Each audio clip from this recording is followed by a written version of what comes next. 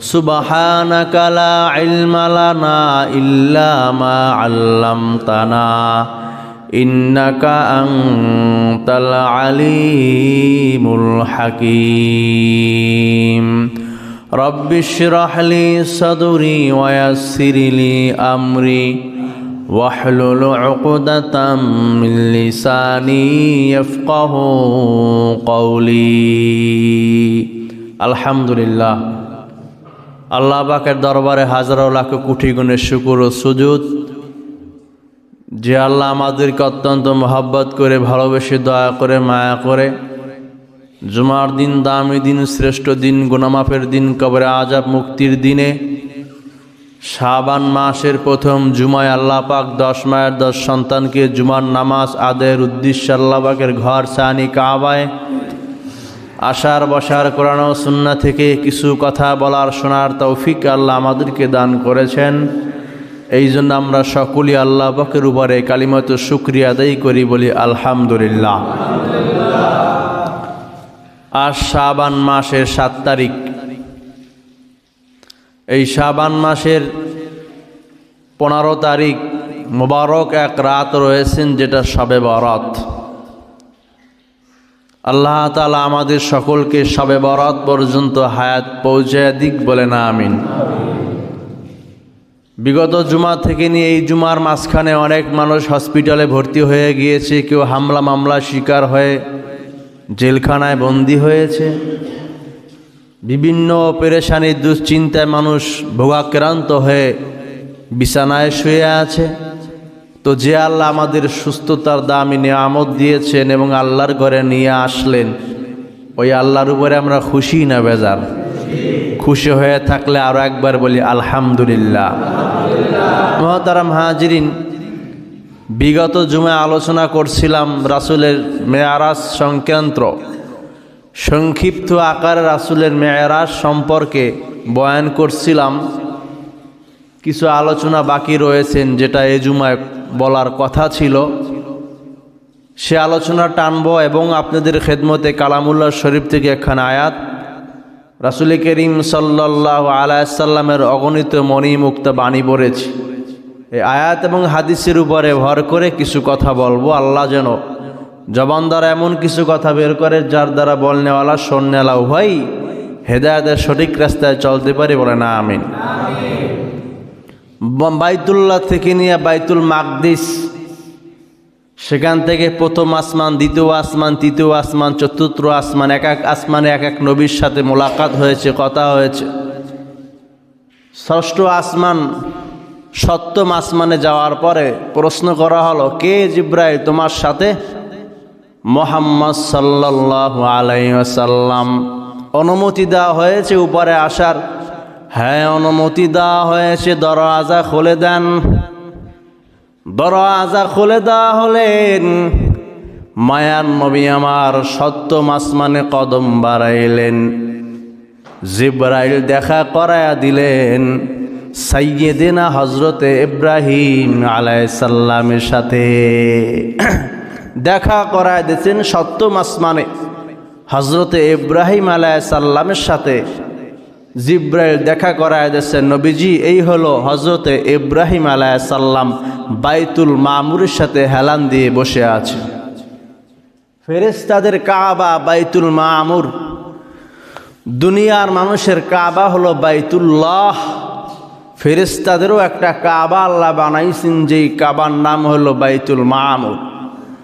দেখা হলো, কথা হলো ইব্রাহিম আলাইহিস সালামের সাথে। রাসূল করিম সাল্লাল্লাহু আলাইহি সাল্লাম বলেন, আমি দেখলাম বাইতুল মামুরের কিনারায় ফেরেশতারা তোয়াফ করে। তোয়াফ একবার যেই ফেরেশতারা তোয়াফ করতেছেন, কিয়ামতের আগের দিন পর্যন্ত আর ওই ফেরেশতারা দ্বিতীয়বার আর সুযোগ পাইবে না। বাইতুল মামুর ফেরেশতাদের কাবা, ফেরেশতারা তোয়াফ করে। হাবিবে কিবরিয়া বয়ান দিয়েছেন, ওই বাইতুল মামুর, সেখান থেকে যদি কোনো পাথর দুনিয়ায় ফেলে দেওয়া হয়, সাত আসমান ভেদ করে খানায় কাবার উপরে আইসা পড়বে। সুবহানাল্লাহ। তো খানায় কাবার বাইতুল মামুর একদম বরাবর। আল্লাহ রাসূল বলেন ইব্রাহিম আলাইহিস সালামের সাথে অনেক কথাবার্তা হওয়ার পরে উর্দু গমনে আবার রওয়ানা। জিব্রাইল সফর সঙ্গী, মায়ার নবী আমার রওয়ানা। উপরে উঠতেছেন, সাত আসমান ভেদ করে যখন মায়ার নবী আমার কদম বাড়াইলেন, যাইতে যাইতে যাইতে একটা বড়াই গাছের কিনারায় গিয়া দাঁড়াইলেন। সিদরাতুল মুনতাহা একটা বড়াই গাছ। জিব্রাইল বলে পয়গম্বর, এই বড়াই গাছ হলো আমার শেষ ঠিকানা।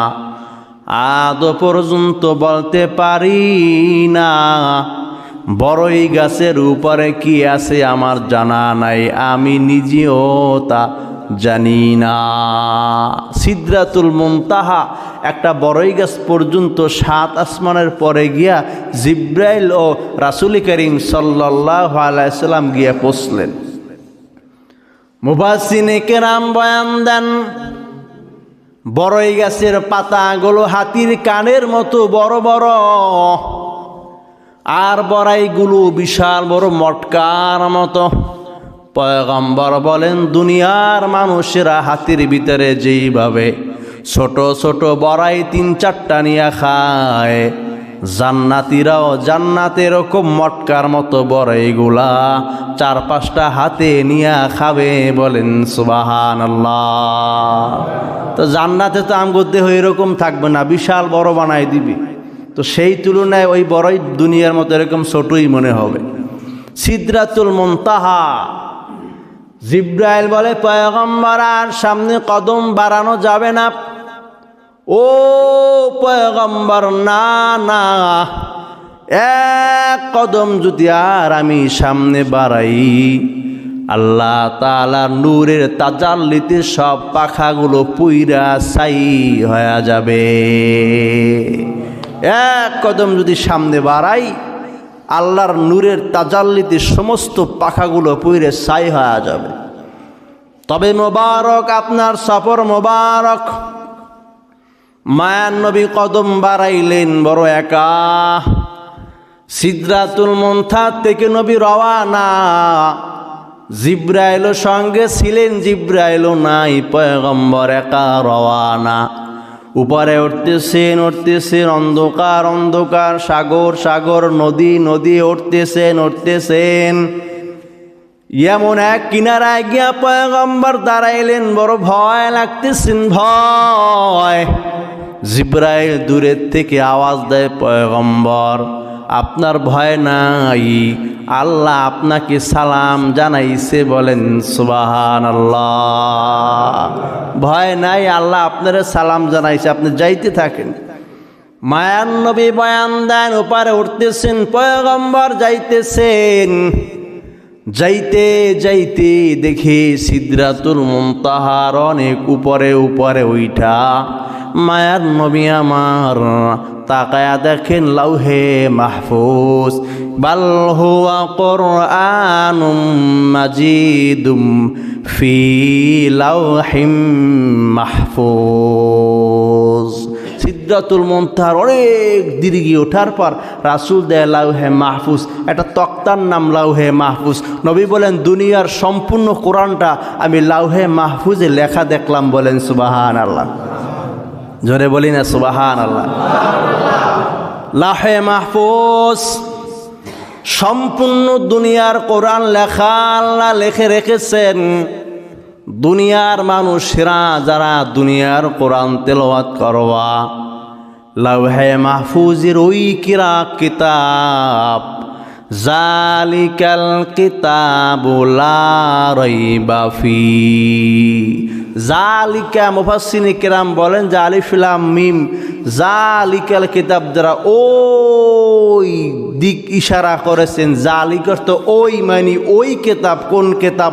লাউহে মাহফুজের কিতাব, এই কোরআন। বলেন সুবহানাল্লাহ। কোরআন হাজার বিরোধিতা কইরা কোনো লাভ নাই। কোরআনের বাতি আল্লাহ জ্বালাইছেন, যেভাবে আছে এভাবেই থাকবে। একটা নক্তা পর্যন্ত কেউ পরিবর্তন করতে পারবে না, একটা অক্ষর, একটা জের জবর কেউ পরিবর্তন করতে পারবে না। কিয়ামত পর্যন্ত এভাবেই থাকবে। যখন আল্লাহর ইচ্ছা হবে তখন আল্লাহর কালাম আল্লাহ নিজেই উঠে নেবে। ভাইয়ারা আমার, মায়ার নবী আমার সিদরাতুল মুনতাহা থেকে লাউহে মাহফুজ পর্যন্ত চলে গেলেন। মায়ার নবী সেখান থেকে আরো উপরে উঠলেন, আরো উপরে উঠলেন, উপরে। মায়ার নবী আমার যাইতেছেন বড় একা, বড় একা। আবারও অন্ধকার, আবারও সাগর ভেদ করে মায়ার নবী রওয়ানা। অন্ধকার আর অন্ধকার, যাইতেছেন কত দূরত্ব বলে দুনিয়ার থেকে 7 আসমানের যে দূরত্ব, সিদরাতুল মুনতাহা থেকে লাউহে মাহফুজ থেকে আল্লাহর আরশ তার থেকেও বেশি দূরত্ব। বলেন সুবহানাল্লাহ, আল্লাহু আকবার, বলেন আল্লাহু আকবার। ওয়াসিয়া কুরসিয়্যুহুস সামাওয়াতি ওয়াল আরদ। দেখবেন আয়াতুল কুরসির ভিতরে আছে আল্লাহ পাকের কুরসি, আল্লাহ পাকের সিংহাসন, আল্লাহ পাকের চেয়ার কত বড় এই সম্পর্কে বয়ান আছে। যে আল্লাহর সিংহাসন সিদরাতুল মুনতাহা থেকে নিয়ে এত দূর, কত দূর, দুনিয়ার থেকে 7 আসমানের উপরে যত দূর। 7 আসমান, প্রথম আসমানটার নিচে কত জায়গা আদৌ পর্যন্ত কেউ কইতে পারে না। এই প্রথম আসমানের নিচে আল্লাহ কত গ্রহ রেখেছে, এক গ্রহ থেকে আর এক গ্রহ পর্যন্ত যাওয়া আদৌ কোনো বৈজ্ঞানিক মাথায় ধরে নাই।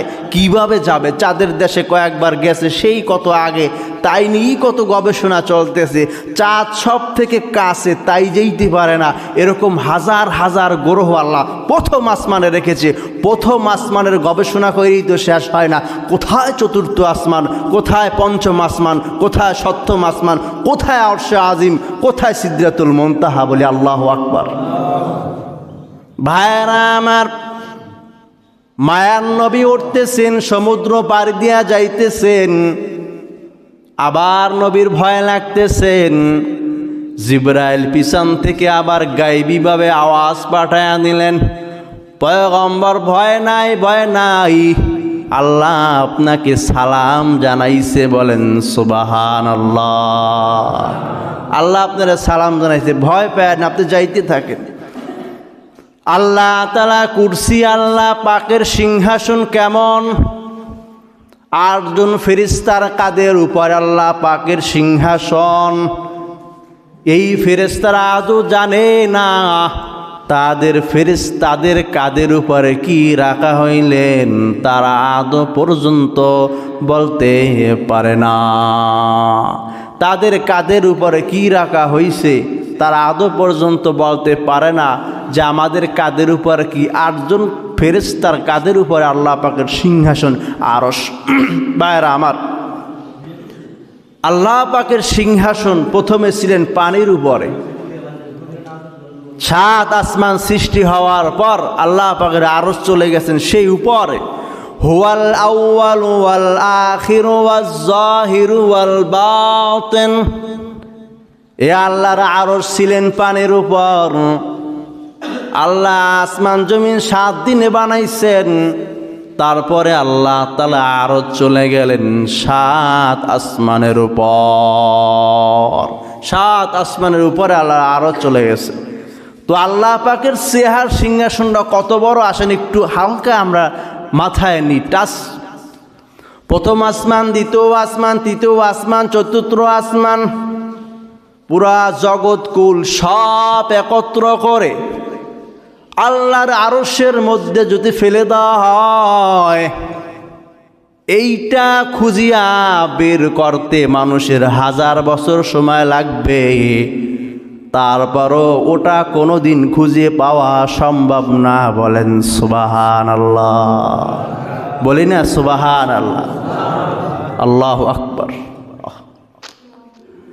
সাপোজ একটা বালির কোনা, ধরে একটা বালির কোনা হাতে নিলাম। বালি তো ভাগ ভাগ আছে, একদম ছোট একটা বালু হাতে কিন্তু নেওয়াও যায় না। একটা বালু হাতে নিচ্ছেন, এটা নিয়ে আপনাদের যে বড় মাঠ যেখানে আছে মাঝখানে নিয়ে সাইডে দিয়ে আসবেন। বলেন তো এটা কম্পিউটার দিয়ে খুঁজে পাওয়া সম্ভব? কি বলেন, সম্ভব? এটা কম্পিউটার দ্বারাও খুঁজে পাওয়া এই বাড়িটা কোনোদিন সম্ভব না। তাম পৃথিবীর জাহান যদি আল্লাহ পাকে আরশে ছেড়ে দেওয়া হয়, ওটাও কোনোদিন খুঁজে পাওয়া সম্ভব না। তাহলে তুলনা করেন, কল্পনা করেন আল্লাহর আরশ কত বড়, বলেন সুবহানাল্লাহ।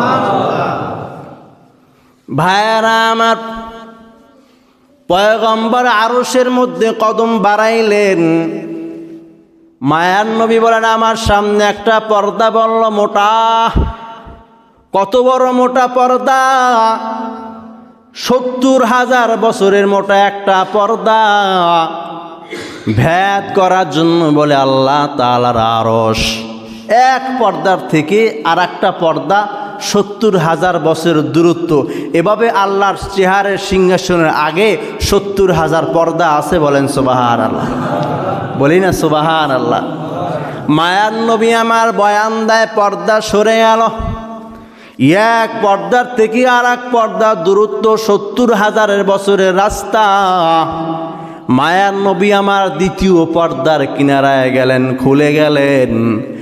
এক পর্দার থেকে আর এক পর্দা এরম দূরত্ব দূরত্ব দূরত্ব দূরত্ব। আল্লাহু আকবার। আল্লাহর রসুল এভাবে মেরাজের রাতে আল্লাহ পাক কত সহজ করে দিয়েছেন, কত মজেজা কেরামতি রেখেছেন। আল্লাহ পাকের আরশ এভাবে সব পর্দা ভেদ হয়ে হয়ে কোন মুফাসসিরিন কিরাম বলেছেন আল্লাহর রাসূল আল্লাহর সাথে কথা বলেছেন, সামনে একটা পর্দা ছিল, আল্লাহকে দেখে নাই। আবার কোন মুফাসসিরিন কিরাম বলেন যে স্বয়ং আল্লাহকে রাসূল দেখেছেন। আল্লাহর সাথে বন্ধুর সাথে যেভাবে কথা বলে এভাবে পেয়ারা হাবিব কথা বলেছে। কারণ আল্লাহর সাথে আল্লাহর রাসূল কিভাবে কথা বলেছেন, মুফাসসিরিন কিরাম, উলামায়ে কিরাম, হাকিম, হিকমত, সমস্ত ফিকহবিদ, তাফসিরবিদ, মুফাসসির সবার মধ্যে এগুলো নিয়ে মতনৈক্য। আর আল্লাহর রাসূল পেয়ারা হাবিব সাল্লাল্লাহু আলাইহি ওয়াসাল্লাম এই বিষয়ে সাহাবায়ে কেরামের কাছে রাসূল এক এক বয়ানের সময় এক এক রকম বলেছেন, তো ক্লিয়ার করে কোনো হাদিস পাওয়া যায় না। মেয়েরাজ সম্পর্কে অগণিত হাদিস বর্ণনা হয়েছে। আল্লাহর সাথে কিভাবে কথা বলেছেন এই সম্পর্কে ডাইরেক্ট সরাসরি নাকি সামনে পর্দা ছিল, রসুল এটা পরিষ্কার করে নাই। তবে আল্লাহর সাথে রসুল কথা বলেছেন, এটা সাক্ত, এটা শক্ত, বলেন সুবহানাল্লাহ। আল্লাহ তাআলা বললেন, হাবিব বন্ধু আমার কি নিয়ে আসলেন? মায়ার নবী শোনায়া দিলেন, আত্তাহিয়াতু লিল্লাহি ওয়াসসালাওয়াতু ওয়াত-তাইয়্যিবাত। আল্লাহ আমি খালি হাতে আপনার কাছে আসি নেই, আমি বিশাল ধনভাণ্ডার নিয়ে এসেছি। পয়গম্বর কি নিয়ে আসলেন? বলেন কি ধনভাণ্ডার? ও আল্লাহ, পৃথিবীর সব ইবাদত, পৃথিবীর সব ইবাদত, মৌখিক ইবাদত, শারীরিক ইবাদত, কলবের ইবাদত, আল্লাহ দুনিয়ার সব পবিত্রতা, দুনিয়ার সব ভালো কাজ, ভালো কর্ম, আমার উম্মতের সব ইবাদত আল্লাহ গো আপনার জন্য নিয়ে আসলাম, বলেন সুবহানাল্লাহ। বলি না সুবহানাল্লাহ। পৃথিবীর সমস্ত পবিত্রতা, পৃথিবীর সব ইবাদত, মৌখিক ইবাদত, শারীরিক ইবাদত, যত ইবাদত আছে সব কিছু আল্লাহ আপনার জন্য নিয়ে আসছি, বলেন সুবহানাল্লাহ। আল্লাহ তাআলা জানায়া দিলেন, আসসালামু আলাইকা আইয়ুহান নাবিয়্যু ওয়া রাহমাতুল্লাহি ওয়া বারাকাতুহু। আসসালামু আলাইনা ওয়া আলা ইবাদিল্লাহিস সালিহিন। ও পয়গম্বর, আপনি আমার পবিত্রতা ও ইবাদত নিয়ে আসলেন। আমার আল্লাহর পক্ষ থেকে আপনার উপরে শান্তি বর্ষিত হোক, রহমত বর্ষিত হোক। আপনার সব ইবাদতকারী বান্দাদের উপরও রহমত বর্ষিত হোক, বলেন সুবহানাল্লাহ। আপনার সব ইবাদতকারী সমস্ত আবেদ, তাকওয়াওয়ালা, পরহেজগার মানুষের উপরও আমি আল্লাহর তরফ থেকে শান্তি ও বরকত নাজিল হোক, বলেন সুবহানাল্লাহ। মেরাজের রাতে আল্লাহ তাআলার কাছ থেকে রাসূল অনেক কিছু চেয়েছেন, অনেক কিছু পেয়েছেন। এক নম্বর, সমস্ত উম্মতের মাফের ঘোষণা, বলেন সুবহানাল্লাহ। প্রথম বললেন, আল্লাহ আমার সব উম্মতকে মাফ করে দেন। আল্লাহ তাআলা বললেন, কিছু সংখ্যককে মাফ করে দিলাম, সুবহানাল্লাহ। আবার বললেন, আল্লাহ মাফ করে দেন, বললে কিছু সংখ্যককে দিয়া দিলাম। আবার বললেন, আল্লাহ মাফ করে দেন, আবার বললেন কিছু সংখ্যককে দিয়া দিলাম। কিছু কিছু কিছু কিছু বান্দাকে রেখে দিলাম মায়ার নবী আমার কিয়ামতের ময়দানে গুনাহগার উম্মতের জন্য শাফাআত শাফাআত। মেরাজের রাত আল্লাহকে বলছিলেন, আল্লাহ কিছু কিছু সংখ্যক বাদ কিয়ামতের ময়দানে মায়ার নবী আমার আবার আল্লাহর কাছে বলবে, আল্লাহ আমার ওই কিছু কিছু সংখ্যক উম্মতকে মাফ করে দেন, বলেন সুবহানাল্লাহ। মাফের একটা ঘোষণা আল্লাহ পাক দিয়েছেন। নবীজি আপনি মাপ চাইছেন, বোরাক চাইছেন, দিলাম, সব খালি দিতেছি দিতেছি, ফিরি ফিরি তো আর হয় না, কিছু একটা বিনিময়, কিছু একটা আমাকে দিতে হবে। বলেন আল্লাহ কি বলে, তোমার উম্মতের জন্য রেখেছি 50 ওয়াক্ত নামাজ। 50 ওয়াক্ত নামাজ যদি উম্মত পড়তে পারে, বিনিময় যা চাও তাই আমি দিয়া দেব, জান্নাত দিব, সব তোমার উম্মতের জন্য বানাইলাম। তবে বান্দা 50 ওয়াক্ত নামাজ বা জামাত যে উম্মত আদায় করবা, আল্লাহ তার জন্য বানায় রাখছে জান্নাত, বলেন সুবহানাল্লাহ। আল্লাহ রসুল খুশি হইয়া আনন্দিত হইয়া 50 ওয়াক্ত নামাজ মেরাজের রাতে পেয়ে রওয়ানা। ভাইয়েরা আমার, ষষ্ঠ আকাশে আবার পয়গম্বর মুসা আলাইহিস সালামের সাথে মোলাকাত। ও পয়গম্বর, কোথায় গিয়েছিলেন? আল্লাহ কি দিলেন? আল্লাহকে আপনি দেখলেন, কথা বললেন। আমি তুর পর্বতে একবার না দুইবার না, কতবার গেলাম, রাত্রে গেলাম, দিনে গেলাম, সকালে গেলাম, আল্লাহ শুধু কথাই বললেন, আল্লাহরে কোনো দিন দেখলাম না। পয়গম্বর, আপনি বড় ভাগ্যওয়ালা নবী। কি আল্লাহ দিয়েছেন বলেন? বলে উম্মতের জন্য 50 ওয়াক্ত নামাজ দিয়েছেন। মুসা নবী বলে, ও পয়গম্বর, আমার উম্মত ছিল বড় শক্তিশালী, লম্বা, পাহাড় কাইটা ঘর বানাইতেন, লম্বা লম্বা হায়াত, 100 বছর, 200, 500, 1000 বছরে হায়াত পাইতেন। 2 ওয়াক্ত নামাজ তারা পড়তে পারে নাই। আপনার উম্মতের হায়াত হবে বড় কম, আপনার উম্মত হবে বড় দুর্বল। 50 ওয়াক্ত নামাজ তারা কোনো দিন পড়তে পারবে না। আপনার উম্মত হবে দুর্বল, আপনার উম্মতের হবে 70 বছর, 80 বছর বয়স, যেই বয়সে আমার উম্মতেরা মুসলমানই করাইতো না। কি করাইতো না? মুসা নবী উম্মতেরা 70-80 বছর বয়সে শিশু বাচ্চা, আর আমাদের 70 বছর বয়সে একটা জিন্দিগি শেষ। পারবে না। নবী আবার চলে গেলেন, 5 ওয়াক্ত কমাইলেন, আবার আসলেন, আবার গেলেন, আবার আসলেন, আবার গেলেন। যাইতে যাইতে মায়ার নবীর আমার মনটা মলিন হয়ে গেলেন। 50 থেকে 5 মাইনাস হইতে হইতে 5-এ গিয়া ঠেকলেন।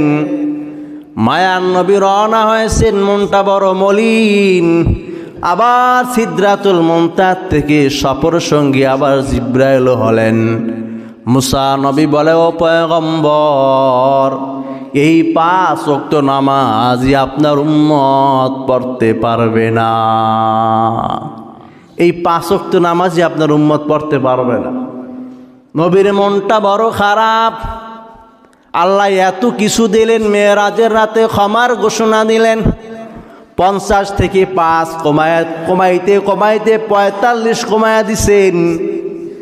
আল্লাহ তাআলা বলে, ও জিব্রাইল, বন্ধুরে জানাইয়া দাও, মন খারাপ কইরেন না। ও পয়গম্বর, আপনার কোন উম্মত যদি 5 ওয়াক্ত নামাজ বা জামাত আদায় করে, আমি আল্লাহ খুশি হইয়া উম্মতকে 50 ওয়াক্ত নামাজ পড়ার সওয়াব দান করব, বলেন সুবহানাল্লাহ।